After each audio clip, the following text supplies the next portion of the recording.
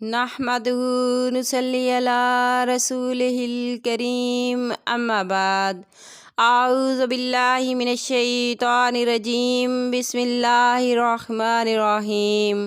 معزز سامعین کرام، السلام علیکم رحمۃ اللہ وبرکاتہ۔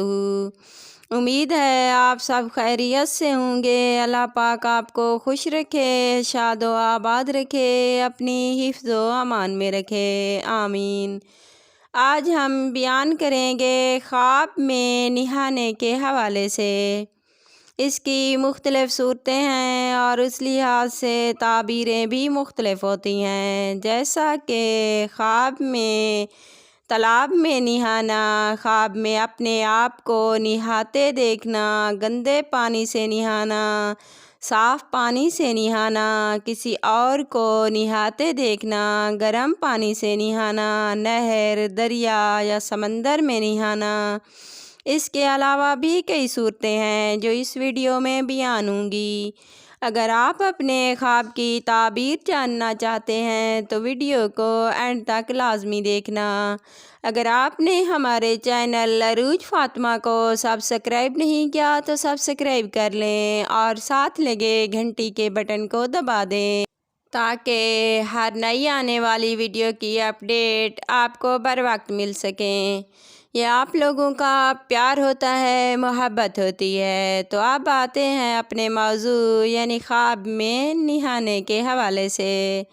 خواب میں صاف شفاف پانی سے نہانا رنج و غم دور ہونے، بیماری سے شفا یاب ہونے اور قرض ادا ہونے کی علامت ہے۔ خواب میں گندے پانی سے نہانا بیمار ہونے، مصیبت میں پھنسنے، تکلیف اور رنج پانے کی علامت ہے۔ خواب میں نہر میں نہانا حاکم وقت سے عہدہ ملنے کی علامت ہے۔ خواب کے اندر دریا میں نہانا بیماری سے شفا پانے، فائدہ بے شمار ہونے، دولت اور عزت و مرتبہ ملنے کی علامت ہے۔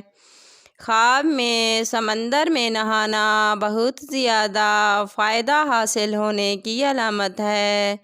خواب میں پاکی حاصل کرنے کے لیے غسل کرنا، جھوٹ سے توبہ کرنے، غم سے نجات ملنے کی علامت ہے۔ خواب میں غسل کرنا غربت دور ہونے، دولت اور راحت پانے، قرض ادا ہونے، شفا پانے کی علامت ہے۔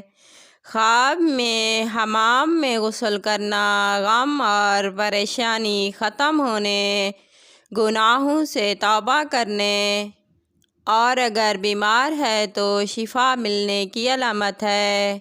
خواب میں خود کو نہاتے ہوئے دیکھنا، اگر بیمار آدمی دیکھے تو شفا پانے اور اگر آدمی تندرست ہو تو کامیابی پانے کی علامت ہے۔ خواب میں تالاب میں نہانا، اگر بیمار ہے وہ آدمی تو شفا پانے اور اگر آدمی صحت مند ہے تو دنیا سے دور ہونے کی علامت ہے۔